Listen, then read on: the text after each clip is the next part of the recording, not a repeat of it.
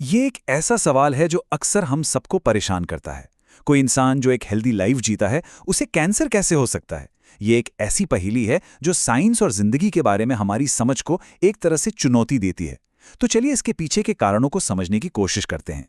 ये बात हम सब ने कहीं ना कहीं सुनी ही होगी, और ये सिर्फ कोई कहावत नहीं है, बल्कि कई लोगों की असलियत है। ये देखकर बहुत हैरानी होती है और मन में सवाल उठता है कि भाई, अगर अच्छी आदतें भी सुरक्षा की गारंटी नहीं है, तो फिर क्या है? तो सवाल ये उठता है कि आखिर ऐसा होता कैसे है? अगर कोई इंसान नुकसान पहुंचाने वाली आदतों से बचता है, तो भी कैंसर का खतरा बना क्यों रहता है?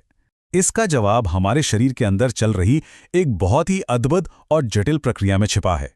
इस सवाल का जवाब ढूंढने के लिए हमें अपने शरीर के अंदर, मतलब सेल्यूलर लेवल पर झांकना होगा। ये एक ऐसी दुनिया है जो हमारी कल्पना से भी कहीं ज्यादा बड़ी और व्यस्त है।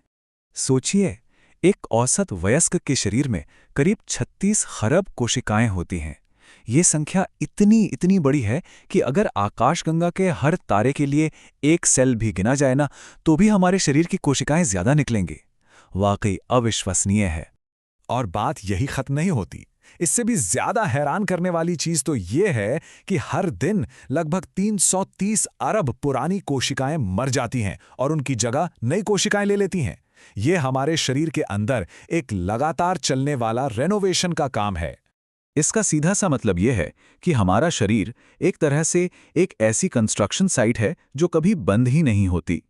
चाहे कोई चोट लगे या हम बस आराम कर रहे हों, अंदर कोशिकाएं लगातार खुद को ठीक करने और नया बनाने में लगी रहती हैं। ये कुदरत का एक कमाल ही है। लेकिन जरा सोचिए, क्या हो अगर ये इतना परफेक्ट सिस्टम, ये जो प्रक्रिया है, ये बिगड़ जाए? जब शरीर की अपनी ही कोशिकाएं बागी हो जाएं और नियमों को तोड़ना शुरू कर दें, यहीं से असली समस्या की शुरुआत होती है। अच्छी बात यह है कि हमारे शरीर के पास इससे निपटने के लिए कुछ बेहतरीन सेफ्टी फीचर्स भी हैं। हमारे जीन्स, जो हर सेल के लिए एक तरह से इंस्ट्रक्शन मैनुअल का काम करते हैं, उनकी सुरक्षा के लिए खास उपाय किए गए हैं। इसे समझने के लिए ना एक एनालॉजी लेते हैं। कुछ जीन्स एक मैकेनिक की तरह होते हैं जो किसी भी डैमेज को फौरन रिपेयर करते हैं।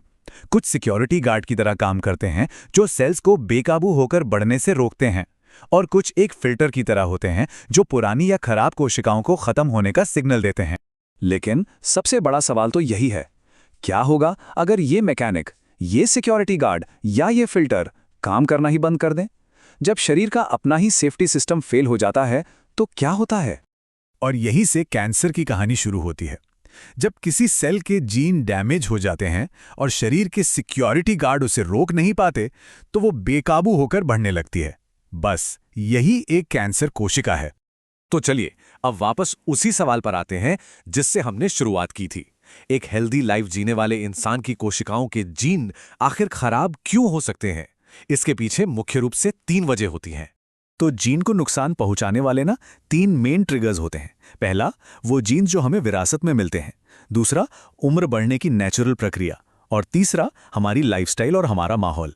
ये एक ऐसा फैक्टर है जिस पे हमारा सबसे ज्यादा कंट्रोल होता है। देखिए, लगभग 5 से 10% कैंसर के मामले तो उन जीन्स से जुड़े होते हैं जो हमें विरासत में मिलते हैं। पर एक ज्यादा बड़ा सच ये है कि करीब 90% मामले 50 साल से ज्यादा उम्र के लोगों में पाए जाते हैं।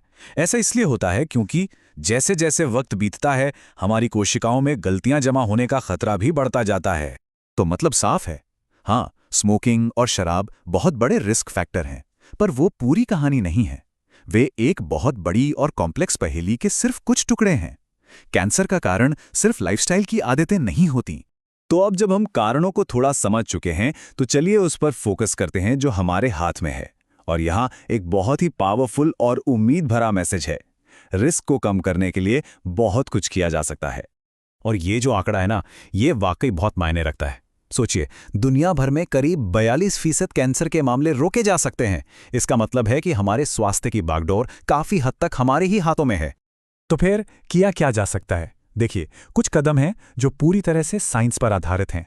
स्मोकिंग और शराब से दूरी बनाना, एक हेल्दी वजन मेंटेन करना, स्किन को धूप से बचाना, अच्छा संतुलित खाना, रोजाना एक्टिव रहना, और जो जरूरी टीके हैं जैसे HPV और हेपेटाइटिस B, उन्हें लगवाना। तो आखिर में एक सवाल जो हम सबको खुद से पूछना चाहिए, इस सारी जानकारी के बाद वो कौन सा एक छोटा या बड़ा बदलाव है जो आज से ही एक बेहतर स्वास्थ्य की तरफ एक पॉजिटिव कदम हो सकता है? इस पर सोचना बहुत जरूरी है।